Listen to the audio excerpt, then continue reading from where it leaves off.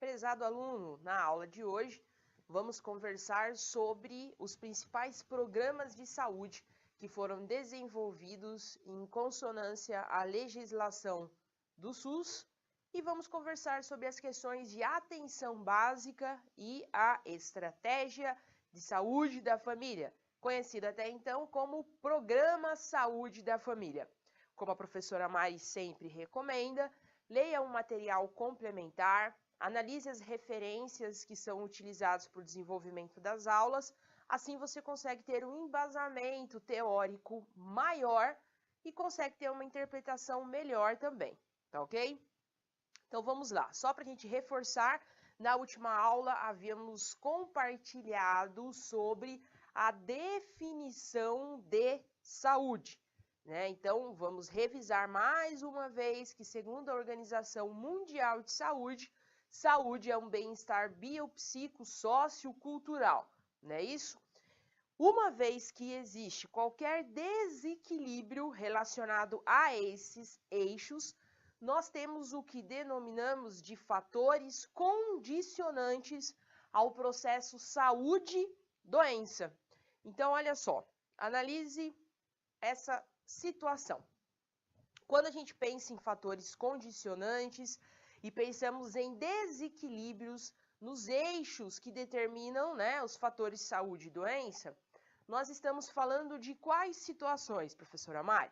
Então, olha só, nós temos as condições socioeconômicas, culturais e ambientais, falamos das questões de condições de vida e de trabalho, suporte social e comunitário, o estilo de vida propriamente dito e questões de idade, sexo e fatores hereditários.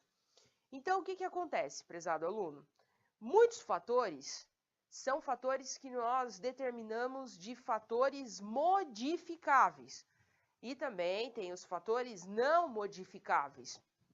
As questões, por exemplo, de idade, sexo e fatores hereditários são o que são determinados de fatores não modificáveis.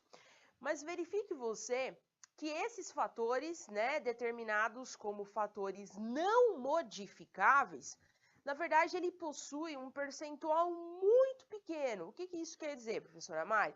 Que, na verdade, os fatores que condicionam a um processo de doença acaba sendo um proporcional muito pequeno. Então, se nós formos analisar os outros fatores que são fatores modificáveis, acabam tendo um percentual muito maior. Isso quer dizer o quê? Que os fatores modificáveis, eles acabam acarretando muito mais problemáticas de saúde, certo? Então, olha só a quantidade de situações. Então, condições socioeconômicas, estilos de vida, condição de trabalho, suporte social e comunitário, são, na verdade, situações que nós podemos alterar, nós podemos modificar. Por isso, então, que ele é determinado como fatores modificáveis. Então, reflita o seguinte, se nós temos esse grande percentual de fatores modificáveis, quais são, os nossos papéis, os nossos objetivos frente à população em geral, para que possamos alterar justamente a cultura, a filosofia de vida das pessoas, para que elas possam ter o entendimento da prestação do autocuidado. Então, o que vem a ser o autocuidado? O autocuidado é justamente uma proposta terapêutica pela qual o paciente, o nosso cliente, a população em geral, ela tenha conhecimento, ela tenha segurança, ela tenha o empoderamento sobre um determinado assunto para que ela consiga prestar o autocuidado, ou seja, promover o cuidado a si próprio, tá ok? Então, nós, como profissionais da área de saúde, das mais diversas áreas possíveis, temos a responsabilidade de promover a educação. Promovendo a educação, estaremos promovendo né, justamente o ato educativo, promovendo autocuidado, promovendo então, né, justamente essa troca de informações, proporcionando segurança, né, para esse nosso paciente, para o nosso cliente, para a população em geral, justamente para que possamos atingir um objetivo em comum. Qual que seria o objetivo em comum? Verificamos, né? Recorda-se que verificamos que através da Constituição Federal, lá no artigo 196, esclarece que a saúde é um direito de todos, porém não isenta, né, a população das suas responsabilidades.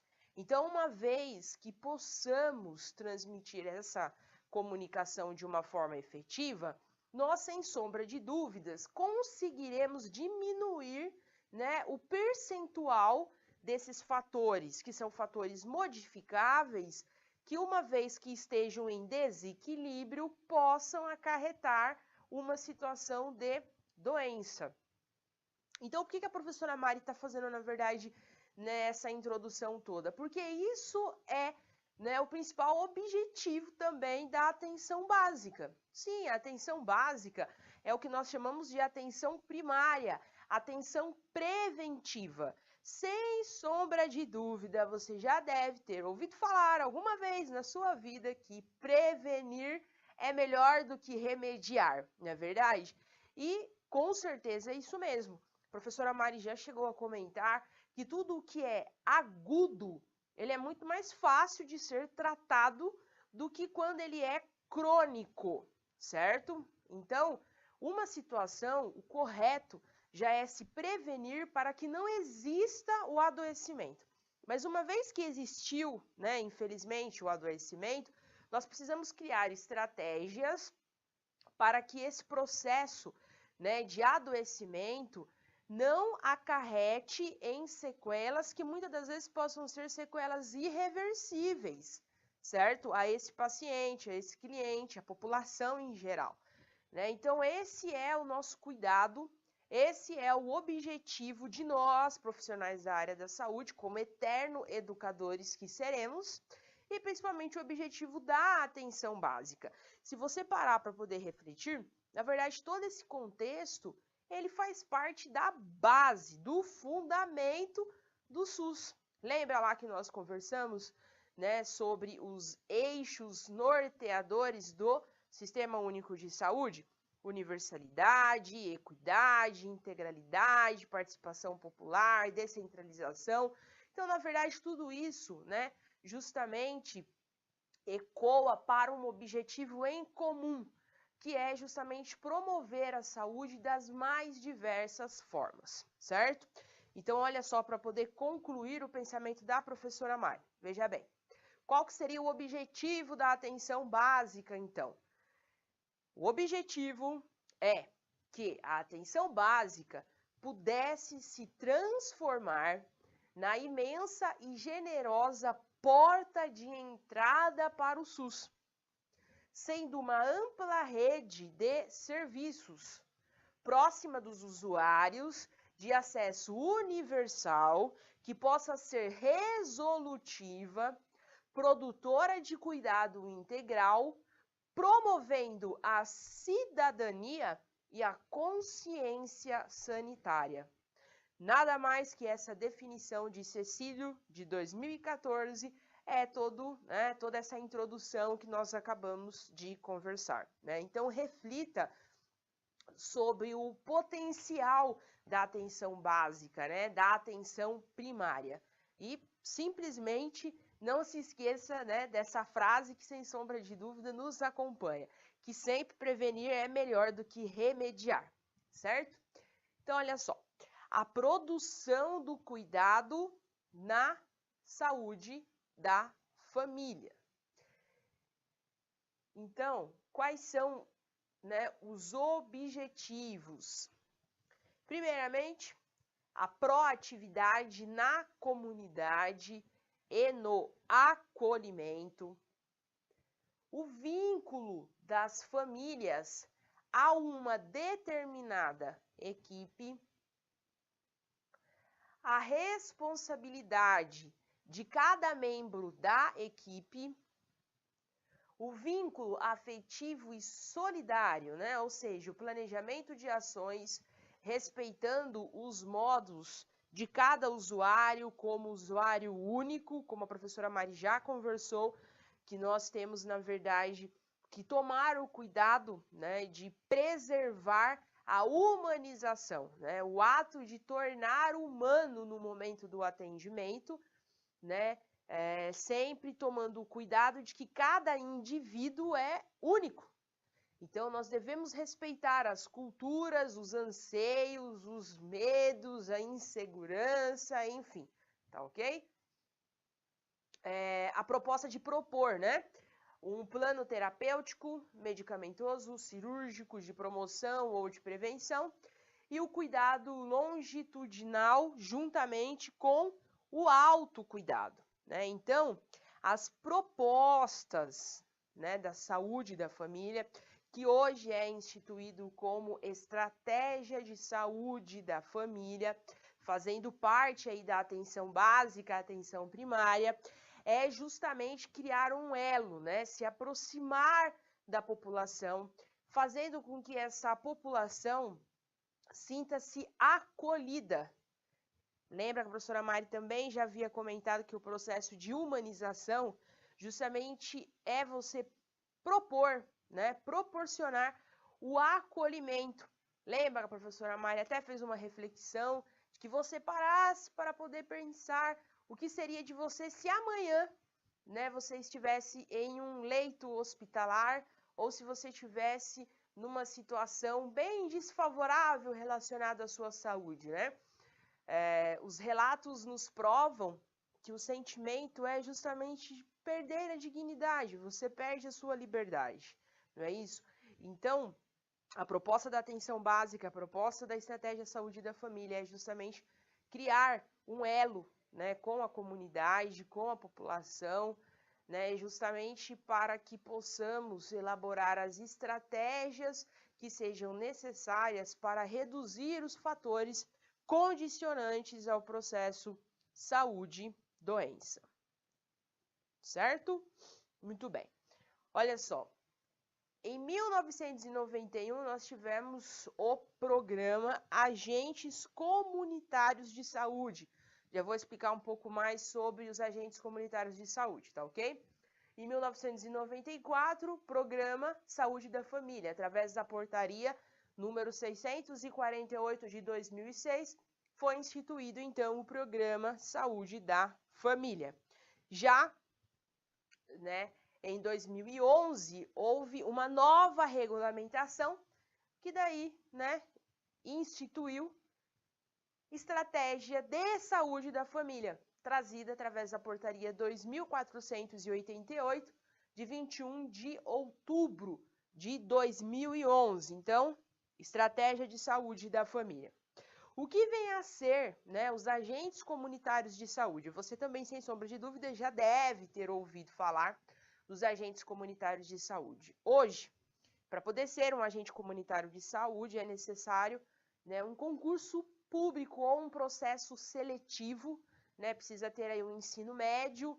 Hoje, na verdade, nós temos uma proposta muito interessante, né, que se o agente comunitário de saúde estiver acompanhado de um outro profissional, né, no caso um enfermeiro ou até mesmo um médico, ele pode estar realizando alguns procedimentos, né, nos pacientes a nível domiciliar, a nível ambulatorial, né, que seja de baixa, né, de menor complexidade, dependendo, na verdade, da carência, da escassez, né, de profissionais para o suporte, para a atenção básica. Deixa a professora Mari. Olha só, nós temos, né, um indicador justamente do número de agentes comunitários de saúde na última década, né? Então, de 2007 a 2017, olha só a concentração que nós temos, né? Então, nós tivemos um avanço muito significativo, né? Próximo, né? Justamente, nós temos aqui 264.275 né, integrantes como agentes comunitários de saúde que integram a estratégia de saúde da família, fazendo também um elo muito importante, né, de comunicação, né, juntamente à população com, né, os outros suportes, as outras áreas que fazem parte da estratégia de saúde da família. Deixa eu verificar, olha só. Eu tenho mais...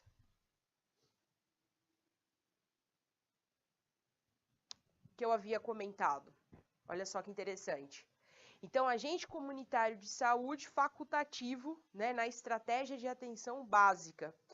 Então, foi ampliado as atribuições dos agentes comunitários de saúde a serem realizadas em caráter excepcional, assistidas por profissional de nível superior, como a professora já havia comentado, e após treinamento com autorização legal.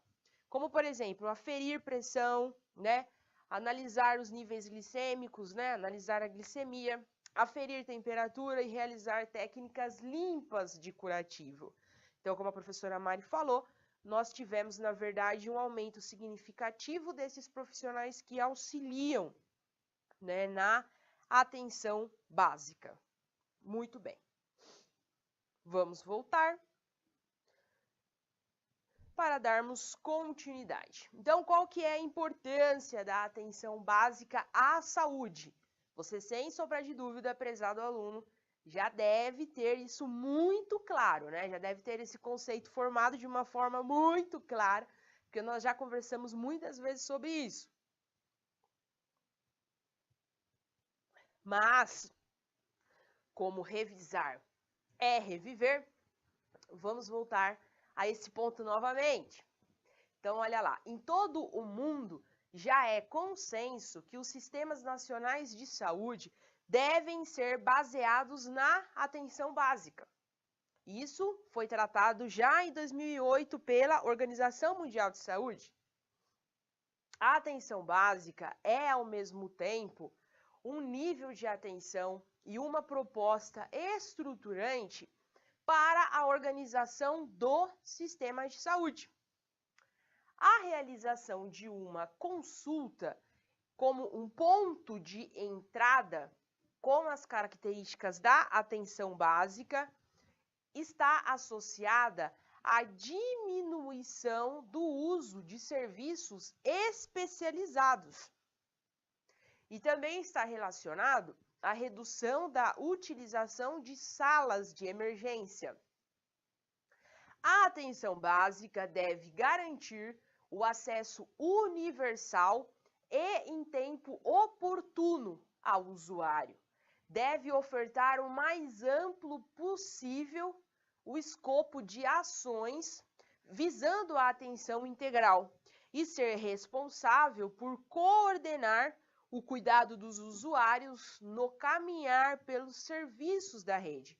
Ou seja, a primeira consulta, o primeiro elo, né, da atenção básica deve ser muito acolhedora e esclarecedora, porque nós sabemos que neste momento muitas dúvidas são sanadas, certo? Então, justamente nós conseguimos promover nesse momento o autocuidado, fazendo com que, né, esse cliente, esse paciente, a população em geral, não venha buscar, muitas das vezes, outros serviços de especialidade sem necessidade, como, por exemplo, reduzindo a porta de entrada ao serviço de urgência e emergência.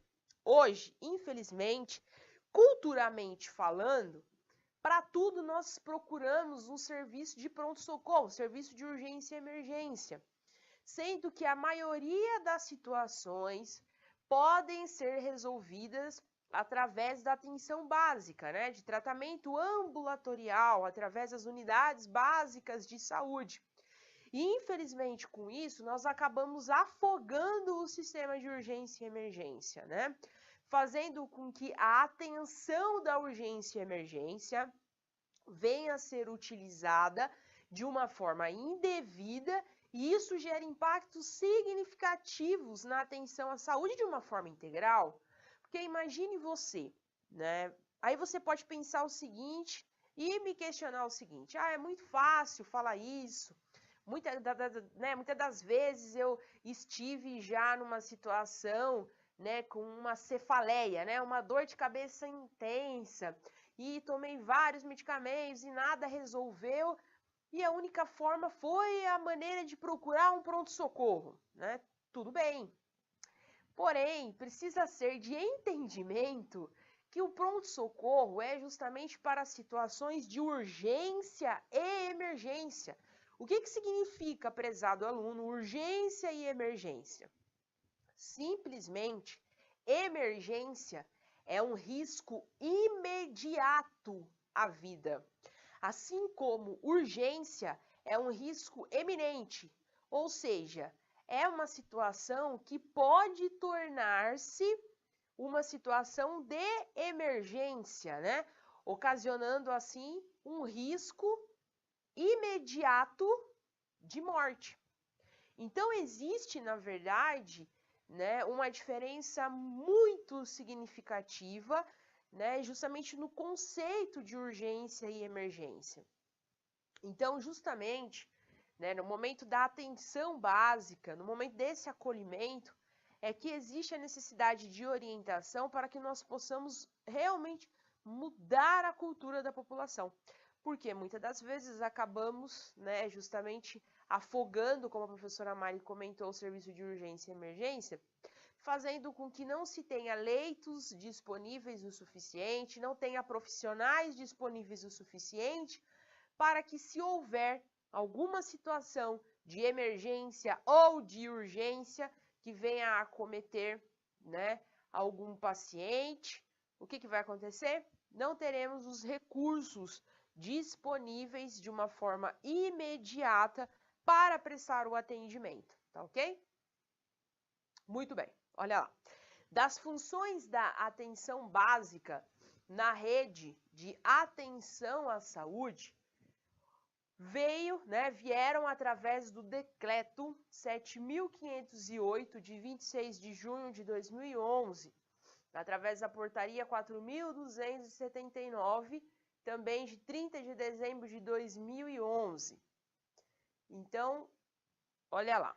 Primeiramente, ser base, ou seja, ser a modalidade de atenção e de serviço de saúde com mais elevado grau de descentralização e capilaridade, cuja participação no cuidado se faz sempre necessária.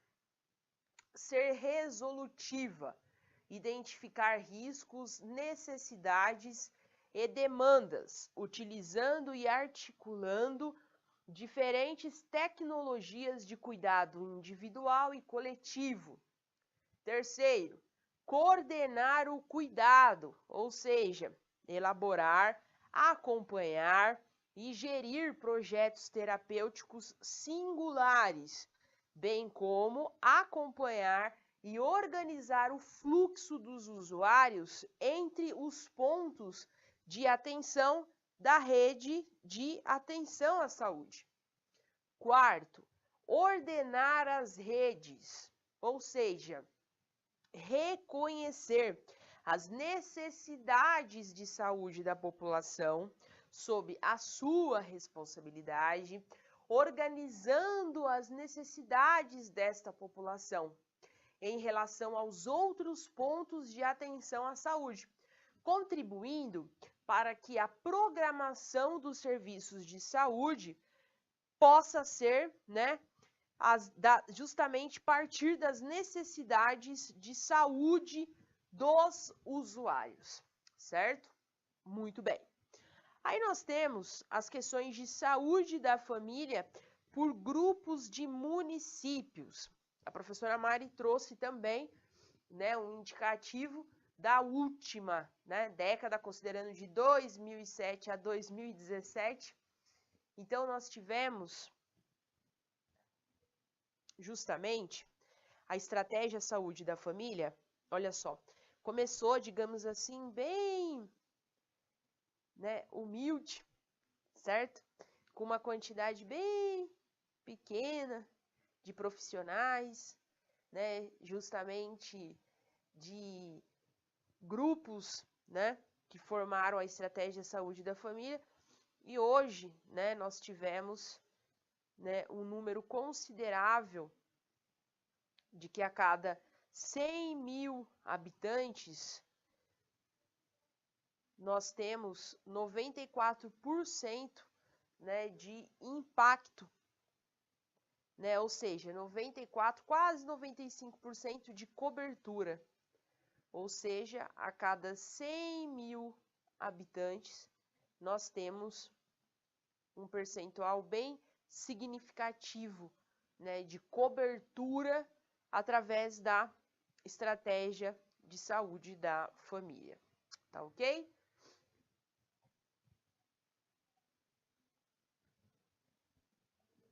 Muito bem. Com isso, com toda, né, a reformulação, a necessidade de reestruturar as políticas nacionais de atenção básica, foi, na verdade, instituído o que nós chamamos de PNAB, justamente Política Nacional de Atenção Básica. Então, a PNAB, né, ela atualizou os conceitos de política e introduziu elementos ao papel da atenção básica, certo? Então, houve uma afirmação de que a atenção básica necessitava realmente ser acolhedora, resolutiva e que avançasse na gestão e na coordenação do cuidado dos usuários na rede de atenção à saúde. Quais foram as principais mudanças que ocorreram através da PNAB e que foram, aliás, mudanças recentes, considerando, né, 2017? Então, nós tivemos justamente a estratégia saúde da família, juntamente à equipe de atenção básica, tivemos as questões dos agentes comunitários de saúde, tivemos a integração da atenção básica juntamente com as vigilâncias. Nós iremos conversar mais para frente, né, sobre as questões da vigilância, vigilância sanitária, vigilância epidemiológica, certo? Que englobam aí as questões de vigilância em saúde, promovendo então a oferta nacional de serviços essenciais de uma forma ampliada, ou seja, ofertando mais serviços e para uma população maior, proporcionando, né, a figura, o papel do gerente de atenção básica, que antes não era instituído, né, o gerente de atenção básica, criando o núcleo ampliado de saúde da família e atenção básica, certo? Com essa proposta, qual é hoje a composição da equipe da estratégia saúde da família? Então, ela é composta, né, pelo enfermeiro, pelo médico, por técnico de enfermagem e agente comunitário de saúde. Em áreas de grande dispersão territorial, ou áreas de risco e vulnerabilidade social, recomenda-se a cobertura de 100% da população, com um número máximo de 750 pessoas para cada agente de saúde. Então, para cada 750 pessoas, teríamos que ter, né, um agente de saúde, certo? E olha que interessante, pode-se acrescentar em toda essa estratégia, certo? A questão da saúde bucal. Então, o dentista e o técnico em saúde bucal e também o agente de combate a endemias. Foi instituído, né, a carga horária, que já era, na verdade, uma carga horária estipulada, né? Então, estratégia saúde da família, somente 40 horas semanais, e, na verdade, acabaram, né, as equipes com flexibilidades, como, por exemplo, a escala de 20x20 ou 30x30. Então, agora são 40 horas, né? Então, a única escala fixada instituída é a escala de 40 horas.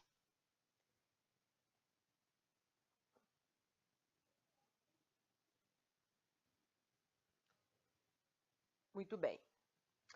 Já, né, a mudança da equipe de atenção básica, né, foi instituída que a composição seria de enfermeiro, médico e técnico de enfermagem, podendo acrescentar também, né, o dentista e o técnico, né, de saúde bucal assim como o agente de combate a endemias e os agentes comunitários de saúde. A carga horária total da estratégia, né, de atenção à saúde é parecida, né, com a estratégia saúde da família. Então, carga horária mínima de 40 horas, porém a distribuição ficou definida, né, com no máximo 3 profissionais por categoria, sendo a carga horária mínima de 10 horas. Então, houve, na verdade, uma pequena alteração relacionada à escala desses profissionais, né? A única situação que difere: estratégia de atenção básica e estratégia de saúde da família. Muito bem. Também conversamos, né, sobre, né, a ampliação do agente comunitário de saúde, né, podendo ser membro tanto da estratégia de saúde da família quanto de atenção básica.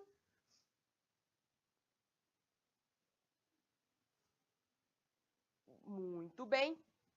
E olha só o cenário do panorama nacional de atenção básica. Então, no Ministério da Saúde, a atenção básica é de 76,43%, considerando, né, a estratégia saúde da família com cobertura de 67,58%, com 529 equipes. Muito bem, então temos um percentual bem significativo de estratégia de saúde da família, né, analisando aí o cenário, né, justamente de evolução, né, da estratégia saúde da família. Então, olha só, 72% da população é coberta pela atenção básica, considerando-se, né, além das equipes de saúde da família, equipes formadas, né, por clínicos, ginecologistas, obstetras e pediatras. E 62% da população coberta por equipes de saúde da família, né? Então, 72% da população coberta pela equipe de atenção básica e 62% da população coberta pela equipe de saúde da família. Então, cerca de 40 mil, né, mais de 40 mil equipes de saúde da família cuidam, né, de mais de 120 milhões de cidadãos. E nós temos cerca de 42 mil, né, mais de 42 mil unidades básicas de saúde, proporcionando aí, né, uma ação de mais de 750 mil profissionais atuantes na atenção básica. Muito bem. Então, equipes de atenção básica e um panorama geral. Então, o número de equipes de atenção básica financiadas pelo Ministério da Saúde em várias modalidades são de 70 mil equipes, certo? Olha só, mais de 40 mil equipes, então, né, formando estratégia de saúde da família, mais de 24 mil equipes de estratégia de saúde bucal, mais de 4 mil equipes dos núcleos de apoio à saúde da família, conhecidos como NASF, e mais de 1.000 equipes de saúde bucal relacionadas aos centros de especialidades odontológicas. Nós temos também inseridos, né, nessa ação de atenção básica, 287 equipes de atenção básica de saúde prisional, 114 equipes de atenção básica de consultório de rua, 76 equipes de saúde bucal das unidades odontológicas móveis, 93 equipes, né, de saúde, estratégia saúde da família para populações ribeirinhas, 5 equipes de estratégia saúde da família em unidade básica de saúde fluviais, além de 265 mil mais, né, de 265 mil agentes comunitários de saúde. Então, você pode analisar que nós temos um cenário, né, global de atendimento. Então, população prisional, população ribeirinha, população que muitas vezes, né, é necessário né, todo um aparato para poder atravessar, né, justamente rios para alcançar toda essa população, que é justamente o acompanhamento que é feito através, né, da estratégia de saúde da família em UBSs fluviais. Então, o aparato, né, do SUS, justamente para ser integral, né, para ter equidade, para ser universal, é justamente propor esse nível de atenção a toda a população, não é isso? Então, a atenção básica caracteriza-se por um conjunto de ações de saúde no âmbito individual e coletivo que abrangem a promoção e a proteção da saúde e a prevenção de agravos, o diagnóstico, o tratamento, a reabilitação e a manutenção da saúde. Então, quais são os conceitos, né, da estratégia de saúde da família? Então, a estratégia de saúde da família, ela visa a reorientação do modelo assistencial de uma forma operacionalizada, mediante a implantação de equipes multiprofissionais em unidade básica de saúde, atuando com ações de promoção de saúde, prevenção, recuperação, reabilitação, tanto de doenças, né, e de agravos mais frequentes, além da manutenção da saúde. Qual é o conceito do Programa de Saúde da Família? Ele surgiu como um programa do Ministério da Saúde em 1994, em virtude das propostas de descentralização e municipalização dos serviços de saúde do SUS. Então, o programa de saúde proporcionando, né, o vínculo com a população, a garantia de integridade na atenção, o trabalho em equipe com um enfoque interdisciplinar, com ênfase na promoção da saúde, né, através do fortalecimento das ações intersetoriais e promovendo o estímulo à participação da comunidade.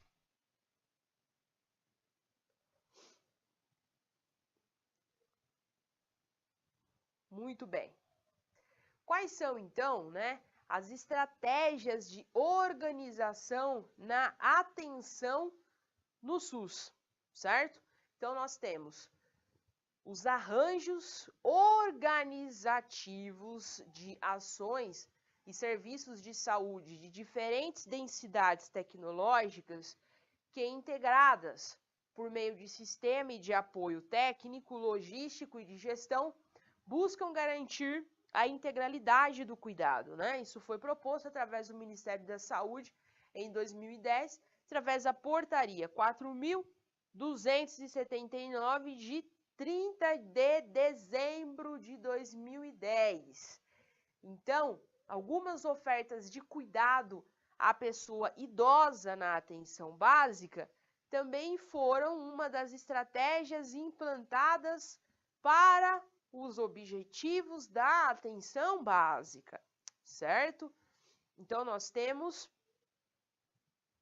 as questões de unidade básica de saúde, compostas, né, por equipes multiprofissionais, que são responsáveis por ações de saúde de âmbito individual e coletivo, a visita domiciliar realizada pela equipe de saúde da família, possibilitando assim o registro e o acompanhamento da população em geral, assim como o NASF, que é o Núcleo de Apoio à Saúde da Família. O que seria o NASF, né? São equipes multiprofissionais que atuam de uma forma integrada e matricial com as equipes de saúde da família. As equipes de atenção básica para populações específicas, como populações, né, de rua ou ribeirinhas ou até mesmo fluviais, como a professora Mari já comentou, é através do programa Academia da Saúde. As ações para a qualificação do cuidado né, através de cadernetas, educação permanente e materiais técnicos e o registro de sistemas de informação. Então, o NASF, ele é justamente um núcleo, né, para poder complementar. Olha só, o NASF é uma equipe multiprofissional de atenção básica que deve atuar de maneira integrada e de modo complementar às equipes de saúde da família, ampliando assim a sua abrangência e resolutividade, apoiando-as e compartilhando os saberes. Então, núcleo de atenção à saúde da família, estratégia de saúde à família, né? Que antigamente conhecíamos aí como Programa Saúde da Família, e a rede de atenção básica. Então, olha só quantas estratégias que nós temos justamente vinculadas à atenção primária, certo? Atenção primária. Muito bem. Os programas, né, eles são instituídos justamente para, né, de certa forma, conseguirmos impactar, né, uma quantidade maior da população. Então, nós temos diversas propostas de programas que são instituídos, né, no nosso país de forma gratuita e que, infelizmente, a população muitas das vezes não possui conhecimento desses programas. Certo, prezado aluno? Então, vamos analisar quais são esses programas, conhecer um pouco sobre os programas que nós temos instituídos no nosso país, que são justamente iniciativas do governo federal. Então, nós temos o programa instituído denominado de PAISA, que é o Programa de Atenção Integral à Saúde do Adulto, priorizando agravos específicos como hipertensão arterial, diabetes mellitus e tuberculose, certo? Assim como o PAISME. O que seria o PAISME? Programa de Atenção à Saúde da Mulher, através da atividade de assistência clínico-ginecológica, assim como assistência pré-natal e assistência ao parto e ao puerpério imediato. Nós temos também o PAISC, que é o Programa de Atenção Integral à Saúde da Criança, com enfoque nas ações básicas de saúde de alto custo, né, e de efetividade, como acompanhamento do crescimento e desenvolvimento dessa criança, aleitamento materno, orientações para o desmame, controle de doenças diarreicas, controle de infecções respiratórias agudas e de doenças que possam prevenir, né, ou seja, que possam ser prevenidas através do esquema de vacinação, esquema vacinal. Nós temos o PROSAD, né, que é o Programa de Atenção à Saúde do Adolescente, que é fundamentado em áreas prioritárias, como acompanhamento do crescimento e desenvolvimento, saúde sexual, saúde bucal, saúde mental, saúde reprodutiva, saúde do escolar adolescente, prevenção de acidentes, o trabalho cultural, questões de lazer e esporte, certo? Temos o PAST, que é o Programa de Atenção à Saúde do Trabalhador, que é justamente estruturado com o objetivo da promoção e proteção, recuperação e reabilitação de todos os trabalhadores que são submetidos a agravos, né, relacionados às condições de trabalho. Temos o PAISE, que é o Programa de Assistência Integral à Saúde do Idoso, cujo principal objetivo é justamente conseguir, né, fazer aí a manutenção de um estado de saúde com a finalidade de atingir o máximo de vida ativa na comunidade junto à família, com o maior grau possível de independência funcional e de uma forma autônoma, ou seja, proporcionar a esse idoso uma qualidade de vida, né, de uma forma autônoma, certo? Aí nós temos alguns projetos que foram desenvolvidos recentemente pelo Ministério da Saúde, que, aliás, iremos conversar mais sobre ele especificamente. Brasil Sorridente, né? Que é um programa cuja as ações têm por objetivo melhorar as condições de saúde bucal da população brasileira. Temos a farmácia popular, que visa ampliar o acesso, não o excesso, né? Ampliar o acesso da população aos medicamentos que são considerados essenciais, ou seja, os medicamentos, né, que são instituídos para o tratamento da população que possua as doenças crônicas, certo? Nós temos o SAMU, que é o Serviço de Atendimento Móvel de Urgência, temos o Programa Nacional de Combate à Dengue, temos o Cartão Nacional de Saúde, que justamente, né, para poder facilitar o atendimento do usuário, hoje é obrigatório, mesmo em convênios privados, ou seja, mesmo se você tenha convênio particular, né, existe necessidade de você ter o Cartão Nacional de Saúde do SUS. Temos o programa De Volta para Casa, que é um programa de reintegração social, né, das pessoas que são aí acometidas por transtornos mentais. Temos as questões do programa de controle, né, do tabaco e outros fatores relacionados ao câncer. Temos o QualiSUS, que é um conjunto de mudanças que justamente visam proporcionar um acolhimento e maior conforto ao usuário. Nós temos o HumanizaSUS, que é a proposta, né, que existe entre o usuário e os colaboradores, né, ou seja, os profissionais que atendem a comunidade, visando também agilizar o atendimento e melhorar a qualidade dos serviços prestados. Nós temos o MultiplicaSUS, que é o objetivo, né, de proporcionar a discussão sobre o SUS entre os trabalhadores, formando assim uma rede de conscientização, né, do papel, da ação, né, justamente dos colaboradores, né, dos trabalhadores da rede SUS frente ao seu trabalho para a população, o seu papel para a população.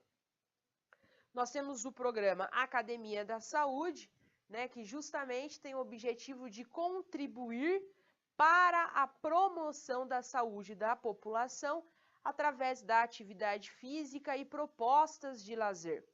Temos as questões do PENAM, né, que é justamente o Programa Nacional de Alimentação e Nutrição, juntamente com a estratégia, né, do programa da Política Nacional de Promoção da Saúde, né, justamente com o objetivo de proporcionar as informações, as orientações para a prática de uma alimentação saudável. Temos instituído o programa de segurança do paciente, que hoje nós temos, né, 6 eixos de segurança do paciente, que é justamente a identificação correta do paciente ao prestar o atendimento, uma melhor comunicação entre os profissionais de saúde, melhorar a segurança na prescrição, no uso e na administração de medicamentos ou de qualquer procedimento que seja mais invasivo, né, ao paciente, assegurar cirurgia num local de intervenção correto, higienizar as mãos e reduzir o risco de quedas e de úlceras por pressão, né? Então, instituído o programa de segurança do paciente.